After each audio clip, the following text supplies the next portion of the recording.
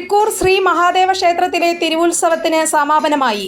ആറാട്ട് ദിനത്തിൽ രാവിലെ അഭിഷേകം, മലർനിവേദ്യം, മഹാഗണപതി ഹോമം, ഉഷനിവേദ്യം, പ്രഭാതപൂജ, ആറാട്ടുബലി ചടങ്ങുകൾ നടത്തി.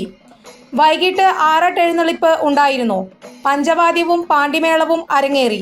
ആറാട്ടു സദ്യയും ഒരുക്കിയിരുന്നു. തുടർന്ന് നൃത്താഞ്ജലി അവതരണം നടത്തി. നിരവധി പേർ ചടങ്ങുകളിൽ പങ്കെടുത്തു.